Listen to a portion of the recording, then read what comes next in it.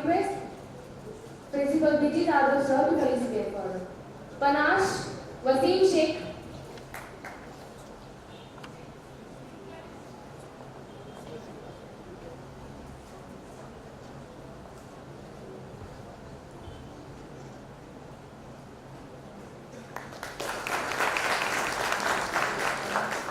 Panache event Prajakta Surve.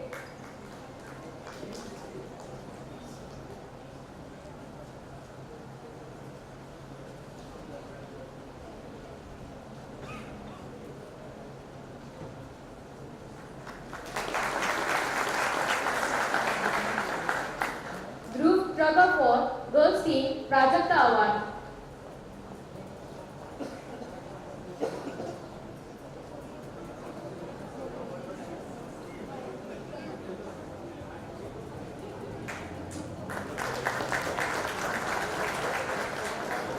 Dhruv Adzak Khushbu Pawar.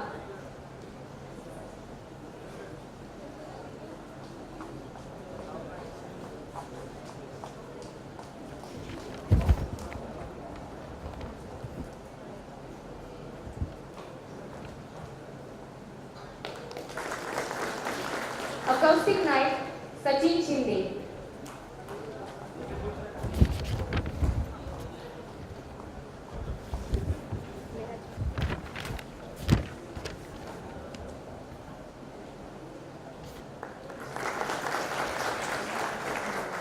Thank you, sir, and congrats to all the winners. Now, it's time for which you all have been waiting for. I request the Vice President and India Country Manager for Sangar, Mr. Daryl Henny, to address the audience.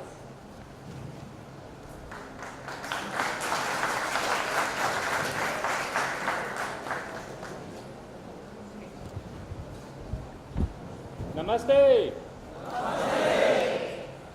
आज आप कैसे हो? बहुत अच्छा। मेरी हिंदी खराब है, so if you don't mind, I'll do the rest of the presentation in English. Thank you all very much for inviting me here today. I am very, very privileged and pleased to be here to address you all today. Obviously, the distinguished guests and the distinguished alumni, as well as myself, Dr. Nerlekar, I need to get this right, Nerlekar, Mr. Jain, Principal Janu, thank you, Dr. Deshpande, and Mr. Kalamkar. Thank you so much. I appreciate it.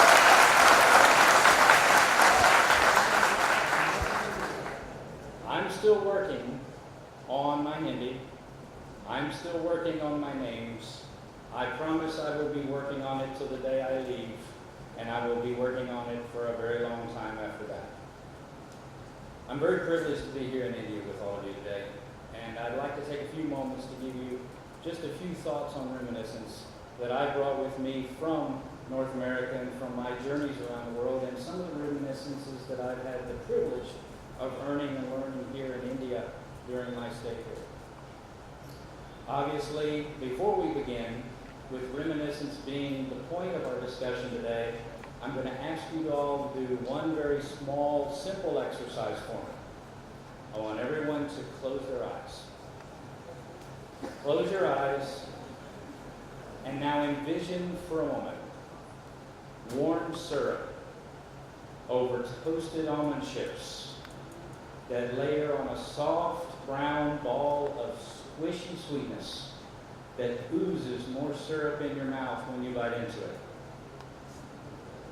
Open your eyes and tell me what I just described. Anyone?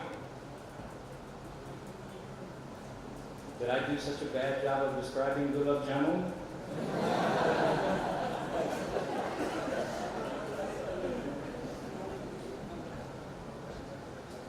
The point is, for you as you think about that, as you think about the words gulab jamun that I just said to you, what are your first thoughts that come to mind?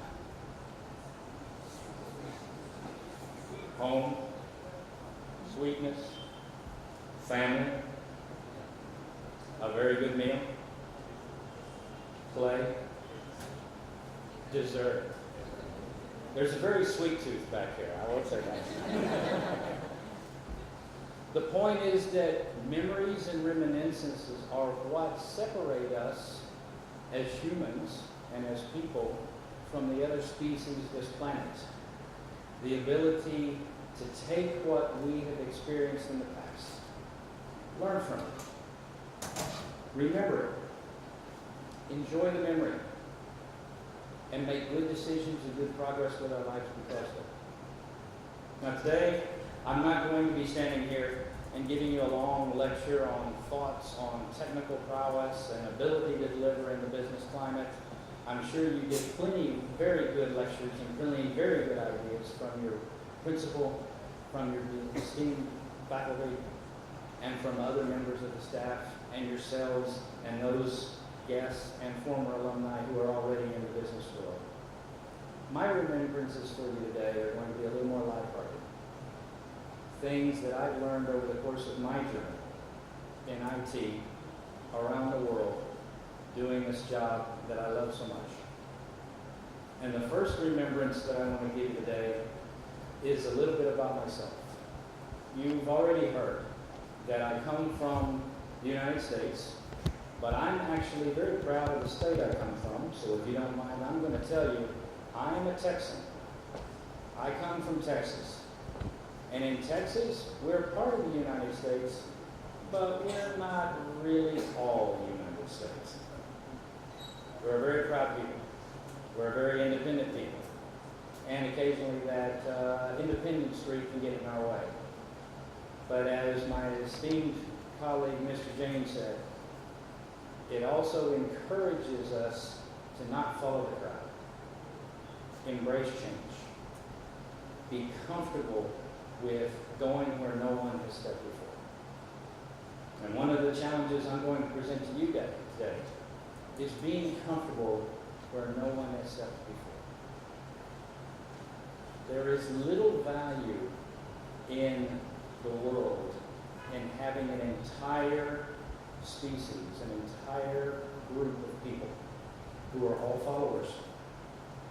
There must be leaders. Leaders are not born. Leaders are made. Leaders are forged. Leaders learn. Leaders take on the concept of learning and never cease to continue to learn. It drives them to further education. It drives them to universities like this one. But it drives them far after they finish their education to continue to learn throughout their lives. And just because they finish their business careers and they retire, your real leaders, don't use that as an excuse to stop learning. They learn right up until the day they learn what the next journey in life is like when they pass from us. Learning is an evolution, and being a leader requires learning. Now, I'm going to tell you a little story about one of the things I learned when I was very young. Compared to most of you, I am an old man. I've been on this earth for over 50 years. I don't act like it, but occasionally my body does remind me that I have been here once. And I have to listen to it. But that means that one of my remembrances that I wish to share with you today is of my first exercise in the computer IT industry at the age of 13 in 1978, before many of you were born, before most of you were even twinkles in your parents' eyes. Back then, IT was measured in big metal boxes. Boxes that would weigh 10 kilos at times, that you would buy and sit on your desk at your home for the privilege of having processing power 1/10 the size of what you have in your mobile phone today, processing 1/10 the content that you can get in a single conversation on the internet, so that you can use a 150 baud modem to have a green and black screen text-only conversation with people on a thing called a bulletin board system. A big, old, fancy word for a chat room. And for those of you who don't know 1500 baud, or 150 baud, I should say, that number, and I checked my math, that number is 0.000145 megabits. That's about the speed that you can type with 2 fingers and see the characters appear on the screen. So my reminiscence in that world is of being involved as a very young child in wanting to grow with the industry. Remember, for those of you who might have lived at that time, in 1978, there was a great debate going on as to whether or not Steve Jobs, Bill Gates, John Dvorak had which one had built the right PC, who had the best PC designs, who had the best operating system. And I wanted to participate in that debate. I would log in on these 150 baud modems that required I dial the family telephone, which we only had one, and place it on the receiver so that I could occupy the only family telephone line for hours on end so that I could type my thoughts out in a chat room with 100 or 200 other people I didn't know who thought that they knew as well or better than I did. This was the beginning of our social media. Not 5 years ago, not 10 years ago. It started in the 1970s. But it started very, very small. And it started very, very slow. And my reminiscence is of being on a chat room and spending almost half an hour one day typing out my thesis as a 13-year-old on what I thought the perfect computer should be so that I could upload it to this bulletin board and have my thoughts known on the internet before there was an internet. And my father walks into my room and tells me, "David, some girl is on the telephone wants to talk to you." And so I do what every 13-year-old boy who wants to talk to a girl does. I reach for the telephone. Scream! Disconnected. And I had just taken a half an hour of work, lost it completely, lost my connection to the bulletin board. There was no save command back then. And a half an hour of my life just disappeared like that because I was more interested in answering a telephone call from a girl who might be calling to talk to me than I was in terms of finishing the job that I had started. What did I learn from this experience? Well, as my father is walking down the hall whistling to himself and laughing at the exercise, he reminds me that the trash will not take out itself. And suddenly I realize there are more important things than my thesis in IT and my belief and my thoughts on where the IT industry should go in computers. I had chores to do, and I had neglected them. So one of the first remembrances in my life associated with the IT industry is that IT isn't everything. It's only part of your life. It is not the whole life. You can live without IT. IT may not live without you, but you will live without IT. My next remembrance, a little more entertaining. In my first traveling assignment, working for PricewaterhouseCoopers Consulting back in the 1990s, I had the privilege of being sent to New York State on a 3-month assignment away from home, where I was working on software development for a particular client. And being a Texan, being a proud Texan, and still today even wearing boots, because I am a proud Texan, I was invited by the locals to go out to a dude ranch. Now, what is a dude ranch? A dude ranch is a place where people who live in the city can go out into the country and pretend like they live out in the country. They can ride horses. They can milk cows. They can herd sheep.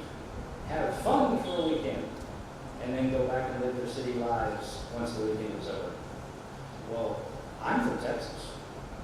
I was born around horses. I come from a small town.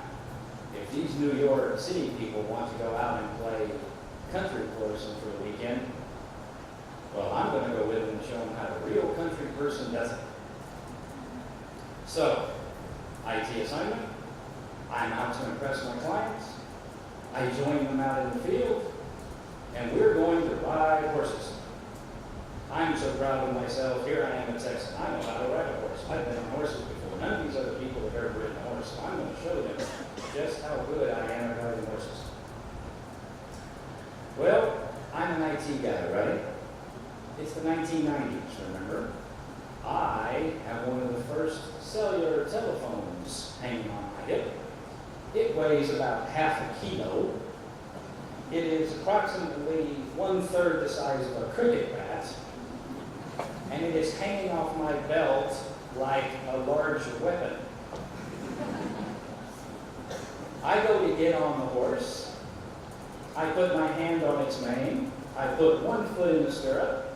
I go to reach up to grab the saddle so that I can finish getting on the horse. And my cell phone rings. Now, normally this wouldn't be necessarily a problem. I mean, after all, I answer cell phone calls all the time, so do you. And normally you answer them while you're doing other things. So did I. Unfortunately, the horse didn't like the cell phone. So, the horse decides it wishes to run away from the cell phone. But remember, my foot is still in the stirrup and my hand is still on the horse's mane. So now I have a horse galloping away with my foot in the stirrup, a hand on its mane. I'm trying to answer a telephone call on the phone, and I'm hopping around trying to keep up with the horse when it comes. And the reality of that story, and the reminiscence I have, is not that I learned a special lesson about trying to not do two things at once. Not that I learned the lesson I should have, which is don't talk on your mobile phone when you're driving, whether you're driving a car or trying to drive a horse. What I learned being a true IT geek was I needed a handle on my mobile phone so I could hold it while I was getting on that horse. And that was the wrong lesson learned. But I'm an IT geek. I have been all my life. I will die an IT geek. And so the second reminiscence I pass on to you is not one of learning what was, will be, like my first story, but learning that focus is more important than getting everything done at once. When you try to do too much, you get absolutely nothing accomplished. And you might end up having to bounce around on one foot running around chasing a horse. The third reminiscence in my IT career I'd like to pass on to you is one of international assignment. And this one is less funny. This one is closer to home. Ladies and gentlemen, one of the things that you weren't told about me is that after I graduated from college, I went into the United States Marine Corps and was an officer in the Marine Corps and served in the military with the United States. I served in the military of the United States during Operation Desert Storm, the war in Iraq. And after finishing my service there, I came back to the working world and started my career. Well, I had the privilege, also while working for PricewaterhouseCoopers, in 1999, of doing a software development program around the world that allowed me to go to 16 cities and 13 countries and teach what I had learned in my 9 years at that time at Pricewaterhouse. A very, very privileged opportunity. And I ended up one of my last stops in Prague, Czechoslovakia. And in Prague, I met a number of people from the old Soviet bloc, the old Soviet Union. Remember, by this particular time, the Soviet Union had only been open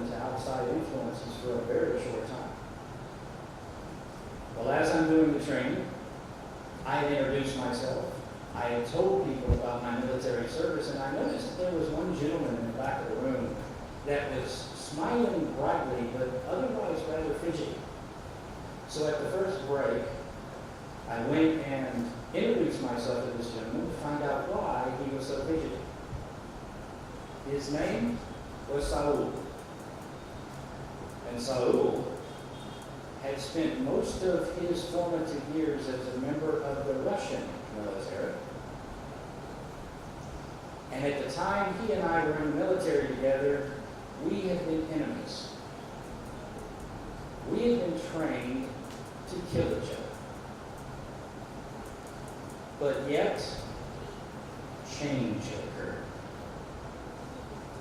And two men who were trained to shoot each other and kill each other ended up in a conference room working together to perform a training class for the greater good of the organization that they worked for.